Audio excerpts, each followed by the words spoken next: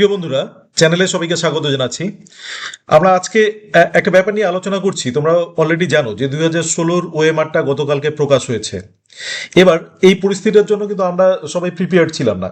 গতকালকে সরকার গঠনের পরে নতুন সরকার হুট করে 2016-র ওএমআরটা প্রকাশ করে দিয়েছে, যার জন্য আমরা বিভিন্ন ভাবেই যে সেটা ভাবতে পারছিলাম না যে ওএমআরটা এত তাড়াতাড়ি প্রকাশ হয়ে যাবে। যাকে এটা এবার আমাদের পরিস্থিতিটা রাইজ করছে যে এবার কি হবে। তো সেই রকম একটা জায়গাতে আমরা আছি। তো আমাদের আগে দেখি যে এটা কোন ওএমআর। তো আমরা যদি সেটা খেয়াল করি তাহলে একটু আমরা ওএমআর এর সাইটটা এবং ওএমআর এর নোটিশটা একটু দেখে নেই। দেখো, ডাব্লিউবিএসএসসির হেল্প ডেস্কে যেটা আমরা দেখেছি যে একটা নোটিশ দিয়েছে, সেই নোটিশটা হচ্ছে কিন্তু যে click here two view the notice for downloading scanned images of OMR as received from CBI. তাহলে সিবিআই থেকে পাওয়া যে ওএমআর গুলো আছে সেটার স্ক্যান্ড কপি কিন্তু এখানে দেওয়া আছে। তো আমরা সেটা ক্লিক যদি করি তো সেখানে আমাদের নোটিশটাকে আরো ক্লিয়ারলি সেই জিনিসটাকেই বলা আছে, এবং নোটিশটা 8/5/2026-এর, অর্থাৎ আমাদের আজকে মানে 10 তারিখ, এটা কিন্তু 8 তারিখের একটা নোটিশ দিয়ে দেওয়া আছে। আচ্ছা, এইবার এই পরিস্থিতিটাতে আমাদের যেটা অ্যারাইজ করে গেল সমস্যা, সেটা হচ্ছে এইবার এই ওএমআরটা প্রকাশ হওয়ার সঙ্গে সঙ্গে কি প্রভাবটা পড়তে চলেছে আমাদের। তো এটার জন্য হুট করে কোনো একটা ডিসিশন বা কোনো একটা আলোচনা সম্ভব হচ্ছিল না, কারণ ওএমআর গুলো এতটা তাড়াতাড়ি যে সবারই ওএমআর গুলো পাওয়া যাবে সেটাও হচ্ছিল না। তো এবার আমরা যখন ওএমআরটাকে দেখলাম, বিভিন্ন ওএমআর এর খবরটা পেলাম বা পাচ্ছি এখনো, তো সেটাতে কিন্তু আমরা একটা জিনিস খুব ক্লিয়ারলি বুঝতে পারছি যে এই জায়গাটাতে বিভিন্ন রকম সমস্যা অ্যারাইজ করে গিয়েছে। যারা বিভিন্ন র্যাঙ্কে ছিল তাদের ওএমআর গুলো এখন সামনে চলে আসাতে বোঝাই যাচ্ছে যে বিশাল রকম কিন্তু একটা সমস্যা তৈরি হয়েছে, আসলেই সমস্যা তৈরি হয়েছে। এবং অনেকের যাদের ভালো নাম্বার আছে তাদেরও কিন্তু ওয়েট লিস্টে বা অনেক সমস্যায় তাদেরকে ফেলে দেওয়া হয়েছে। এই সমস্যাগুলো কিন্তু আমরা দেখেছি। তার মানে এই নিশ্চিত করে বলা যায় যে এই ওএমআরটার কিন্তু একটা বিশাল গুরুত্ব আছে। তো এই গুরুত্বটা কি? দেখো, গুরুত্বটা কিন্তু এটাই কনফার্ম করছে যে আমাদের মাননীয় সুপ্রিম কোর্ট যে রায় দিয়েছে সেই রায়টা কিন্তু যথাযথ। কারণ এই ওএমআর প্রকাশের সঙ্গে সঙ্গে আমাদের একদম ক্লিয়ার হয়ে যাচ্ছে যে একটা বিশাল রকম দুর্নীতি কিন্তু হয়েছে, এবং সেই রায়ের মানে আমাদের তো ওএমআরটা মাননীয় সুপ্রিম কোর্ট বারবার প্রকাশ করতে বলছিলেন, তো সেটা কিন্তু প্রকাশ করা হচ্ছিল না।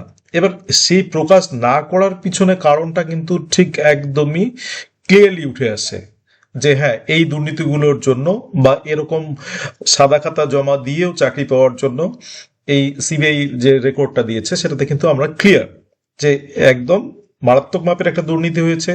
যারা যোগ্য তাদের সঙ্গে অন্যায় হয়েছে, যারা কিছু লেখেনি তারা চাকরি পেয়ে গিয়েছে। এই সমস্যাগুলো কিন্তু অ্যারাইজ করে গিয়েছে। সুতরাং এই ওএমআর এর একটা প্রভাব, বিশাল প্রভাব, এবং এটাই কনফার্ম করছে যে রায়টা ঠিক আছে, নতুন করে পরীক্ষা দেওয়াটাও যুক্তিযুক্ত। এবার এটাকে কিন্তু কাউন্টার করার মতো যে ওএমআর থাকবে সেই ওএমআর কিন্তু নেই। অর্থাৎ এসএসসি তো একটা জায়গাতে কমিশনের নিজের একটা স্ক্যান্ড কপি থাকা উচিত সেই ওএমআর এর, কিন্তু কমিশনের কাছে সেটা নেই। কমিশন যদি কোনোভাবে সেটাকে কাউন্টার করতে পারতো, অর্থাৎ যে না, এই ওএমআর গুলো ঠিক না, আমাদের কাছে যে ওএমআর এর কপিগুলো আছে এগুলো ঠিক, সে স্ক্যান কপিটা যদি পাওয়া যেত তাহলে সেটা কাউন্টার করে সেই রায়ের এগেনস্টে বা রায়ের কে রিভিউ করার জন্য কিন্তু বলা যেতে পারতো, বা বিভিন্ন টাইপের তখন রাস্তাগুলো খুলে আসতো। কিন্তু এখন একটা রাস্তাই কনফার্ম যে না, এটাতে দুর্নীতি হয়েছে এবং এটার সিদ্ধান্ত ঠিক, নতুন করে পরীক্ষা নেওয়াটা ঠিক। এই জায়গাটা অবধি ক্লিয়ার। এবার তাহলে আমাদের জায়গাটা কি দাঁড়ালো? দেখো, 2026-এর ওএমআর দেখে কি চাকরি পুনর্বহাল হবে? যারা অলরেডি আশা করে আছো যে 2017-তে আমি চাকরি পেয়েছি, আমার চাকরিটা বাদ গিয়েছে, এবার আমি কিন্তু ওই যেহেতু আমার ওএমআরটা ঠিক আছে সেটাকে আমি পাবো। দেখো, এক্ষেত্রে ক্লিয়ার করে বলা যায় যে দেখো, 2016-র যে পরীক্ষাটা এটা যেহেতু একদম প্রুফড যে না এরকম সমস্যা তৈরি হয়েছে, বেশ কয়েকটা ওএমআর ম্যানিপুলেশন হয়েছে, নাম্বার কিন্তু বাড়িয়ে দিয়ে তাকে র্যাঙ্কে নিয়ে আসা হয়েছে, এই সমস্যাগুলো তৈরি হয়েছে। সুতরাং এটা আমরা নিশ্চিন্তে বলতে পারি যে না, সেক্ষেত্রে কিন্তু তোমাদের আর এই 2016-র ওএমআর নিয়ে কোনো রকম কোনো মানে ওটাকে দেখিয়ে চাকরির পুনর্বহালের কোনো রকম কোনো সম্ভাবনা নেই বলেই মনে হয়। তাহলে 2016 এই ওএমআর হুট করে প্রকাশ হওয়াতে এই জায়গাগুলো কিন্তু আবার একটা জায়গাতে ক্লিয়ার হয়ে গেল। এইবার বাকি জায়গাগুলো কিন্তু আমাদের সামনে আরো কয়েকটা জায়গায় আসছে। দেখো এখন এবার আমাদের সামনে প্রশ্ন যে তাহলে এবার পরিস্থিতি কি হবে। এবার একটা কিন্তু দেখো পরিস্থিতি, এবার আমাদের সামনে যে পরিস্থিতিটা আসলো সেটা কিন্তু একটা জটিল পরিস্থিতি।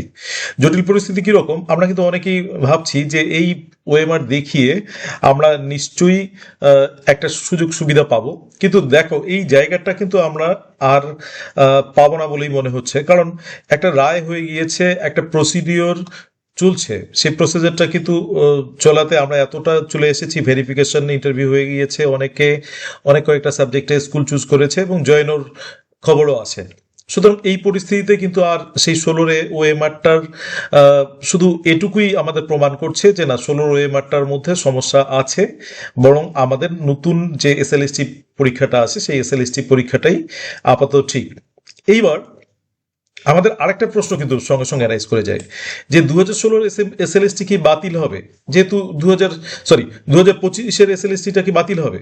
দেখো 2016 ওএমআর পাবলিকেশনের সঙ্গে 2025 এসএলএসটি বাতিলের সম্পর্কটা কিন্তু আমাদের মেনে নেওয়া ঠিক হবে না।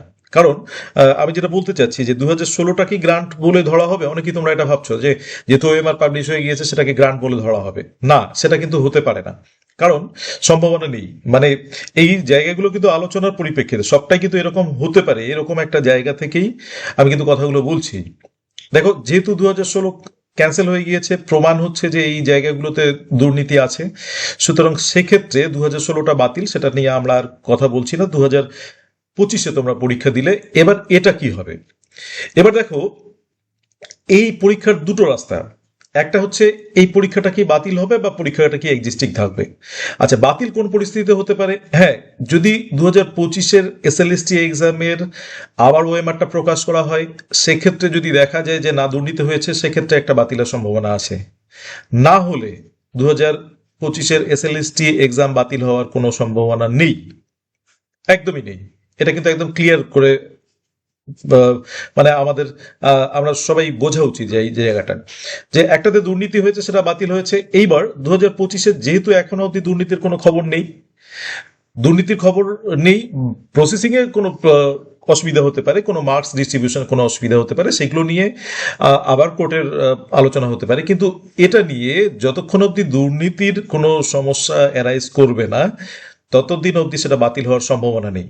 বরং বলা যেতে পারে যদি 10 নম্বর নিয়ে কারো কোনো সমস্যা থাকে, সেটা নিয়ে কোর্টের দ্বারস্থ হওয়া বা সেটা নিয়ে কোর্টের রায় দেওয়া বা সেটা নিয়ে আবার রিভিউ হওয়া, এই জায়গাগুলোর এখনো স্কোপ আছে। কিন্তু এটার অর্থ নয় এরকম যে 2025 বাতিল হচ্ছে, রেকটিফিকেশনের এখনো স্কোপ আছে, কিন্তু সেটা বাতিল হওয়ার কোনো সম্ভাবনা নেই। তাহলে এই জায়গাটা আমরা ক্লিয়ার। তবে আরেকটা কথা এই ব্যাপারে আরো নিশ্চিত করে বলা যায় যে না সেই 10 নম্বরের নিয়েও কিন্তু এখন আর খুব বেশি একটা সমস্যা নেই, আমরা প্রসিজারটাতে অনেকটা এগিয়ে গিয়েছে, সুতরাং সেটা নিয়েও আর কিছু হবে বলে এখন মনে হয় না। অর্থাৎ 2025 এসএলএসটি এক্সামটা যেরকম চলছে সেটা কিন্তু চলবেই, এটা মানে আমার স্বল্প বুদ্ধিতে তাই বলে। এবার আবার আরেকটা জায়গা চলে আসে, দেখো যাদের ভেরিফিকেশন ইন্টারভিউ বাকি আছে তাদের কি আর এগুলো হবে না। সুতরাং যদি পরীক্ষা বাতিল না হয় তাহলে কিন্তু আমাদের যে প্রসিজারটা চলছে ভেরিফিকেশন ইন্টারভিউ বাকি সাবজেক্টগুলোও হবে। এইবার তোমরা অনেকেই একটু জায়গায় একটা হোপলেস হয়ে আসো যে না প্রসিজারটাকে একটু হবে কি হবে না দোটানার মধ্যে আসো।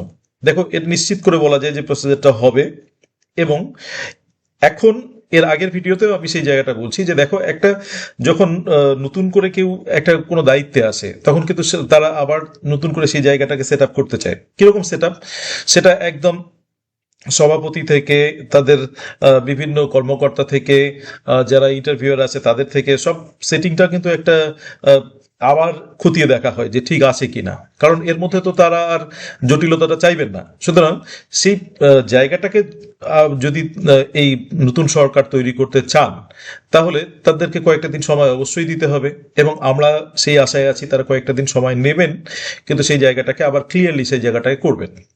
তাহলে এটাও কিন্তু আমরা পাচ্ছি যে আমরা কয়েকটা দিন বা আমরা যে তাড়াহুড়োটা দেখছি, একটা ব্যস্ততাটা দেখছি এই ওএমআর পাবলিকেশনের ক্ষেত্রে, সেটা থেকে আরেকটু আশা করা যায় যে না প্রসিজারটা খুব বেশি দেরি হবে না। তোমরা কিন্তু খুব তাড়াতাড়ি ভেরিফিকেশন এবং ইন্টারভিউ এর সমস্ত পাবে এবং তোমরা 31শে অগাস্টের মধ্যেই তোমাদের কিন্তু এই নিয়োগটা হবে, এটার কিন্তু মোটামুটি একটা আশা করা যায়। এবার দেখো, এবার আমরা যারা নতুন আছি, যারা এই পরীক্ষাটাতে আমাদের আমরা দিতে পাইনি, আমরা যারা সফল হইনি, তাদের জন্য কি কোনো সম্ভাবনা আছে বা তারা কি নতুন এসএলএসটি পেতে পারে? একদম নিশ্চিত করে বলা যায় নতুন এসএলএসটি এক্সাম হওয়ার সম্ভাবনাটা প্রবল। 2026-এও সেই নতুন এসএলএসটিটা হবে। আমরা আশা করছি 2026-এ না হলেও এই নিয়োগটার পরে পরেই কিন্তু আমরা নতুন একটা এসএলএসটির আবার স্বপ্ন দেখতে আরম্ভ করেছি এবং নিশ্চিন্তে বলা যায় যে এসএলএসটি কিন্তু হবে। তোমরা তোমার আর হোপলেস হয়েও না, তোমাদের কিন্তু এই জায়গাটাকে, তোমাদের মনটাকে স্থির করো এবং নতুন করে পড়া আরম্ভ করো। সুতরাং এই যে নতুন এসএলএসটি এক্সামের জন্য আমরা কি প্রস্তুত নিতে পারি? হ্যাঁ, অবশ্যই তোমরা প্রস্তুত নাও, সামনের দিকে এগিয়ে যাও। কারণ যে টালবাহানার মধ্যে এসএসসিটাকে আটকিয়ে রাখা হয়েছিল, সেই টালবাহানাটা কিন্তু এখন আর থাকবে না। নতুন সরকার থেকে নিয়োগের একটা চিন্তা ভাবনা থাকবেই। আমরা পজিটিভ একটা অ্যাপ্রোচ দেখবো আশা করছি। এবং যে জায়গাটায় একটা ইচ্ছে করে জায়গাগুলোকে আটকিয়ে রাখা হচ্ছিল, দিনের পর দিন নিয়োগ করা হচ্ছিল না, এটা কিন্তু একদম ইচ্ছে করে প্ল্যান্স, যে না এটাকে আটকে রাখা হবে, ডিলে করা হবে, দেওয়া হবে না, এত সংখ্যক নেওয়া হবে, কম নেওয়া হবে, এগুলো কিন্তু বিভিন্নভাবে প্ল্যান করে সেগুলোকে আটকে রাখা হচ্ছিল। এবার বারবার আমরা সেই ক্ষোভটা প্রকাশও করছিলাম। সেই ক্ষেত্রে আমরা বলতে পারি যে আমরা কিন্তু নতুন এসএলএসটির আর একটা কিন্তু নোটিফিকেশন পাবো, তোমরা নিশ্চিন্ত থাকতে পারো, এটা কিন্তু পাওয়া যাবে। তো সুতরাং সেভাবে তোমরা কিন্তু একটু পড়া আরম্ভ করে দেবে এবং সেই পড়াটা কন্টিনিউ করবে, যে লেভেলটাতে ছিলে সেই লেভেলটা কন্টিনিউ করবে। যদিও এখনই আদা জল খেয়ে নামতে হবে এরকম কোনো ব্যাপার নেই, সেই কন্টিনিউশনটা রাখো, ভরসা রাখো, কারণ তোমাদের সামনে একটা ব্রাইট ফিউচার সবারই হোক, এটা তো অবশ্যই আশা রাখবো। আর আরেকটা এই কারণে বলছি যে স্কুলগুলো যে অবস্থাতে আছে এখন, যদি স্কুলগুলোর দিকে নজর দিতেই হয় নতুন সরকারকে, তাহলে কিন্তু নিয়োগ ছাড়া কোনো রকম কোনো উপায় নেই।